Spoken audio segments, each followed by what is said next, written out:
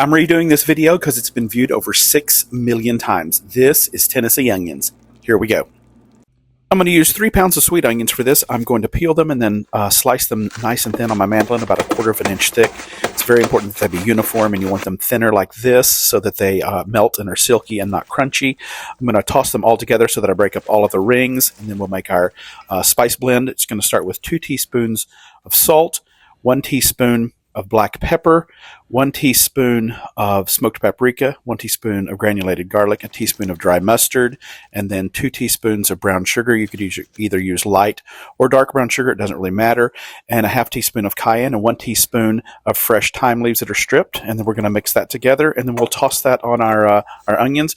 I'm going to put a couple of tablespoons of a good quality olive oil here, and then toss my onions in that to coat with the olive oil. Once I get that done, we'll come in with our spice and herb mixture. I'm going to sprinkle about half of it on, then use my hands and toss it together to get it all over the onions. Then I will come back in and I'll do the other half of the spice mixture and again toss them. We're going to put these in a greased 13x9 baking dish in a couple of layers. We're going to do the first layer on the bottom like this, do a nice layer of the onions. Then we're going to add cheese total. We're going to add 2 ounces of, this is freshly grated, this is a Tillamook mild cheddar, so I'm going to put 2 ounces of that here. And I'm also going to put 2 ounces of freshly grated Gruyere cheese.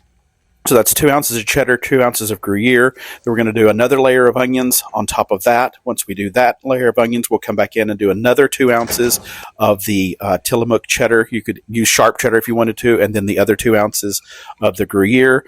Once I get the Gruyere and the cheddar on, I'm going to sprinkle about a 1/2 cup of freshly grated Pecorino Romano cheese. On top of that, you could also use Parmigiano Reggiano, even Grana Padano if you wanted to do that. Then I'm going to dot it with a total of 3 tablespoons of butter that I've just cut into small pieces. Once I get the butter on, I'm going to cover it with foil, tightly cover it with foil, and we're going to the oven for 45 minutes to start.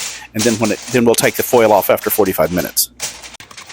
The oven's at 350, by the way. Foil comes off, back in the oven for another 30 minutes. And when it comes out, it's perfection. Love this. Holy cheesy oniony goodness. They just melt. I mean, they're just silky with the cheese. Oh my goodness. You need to try this. Tennessee onions, who knew? Okay, bye.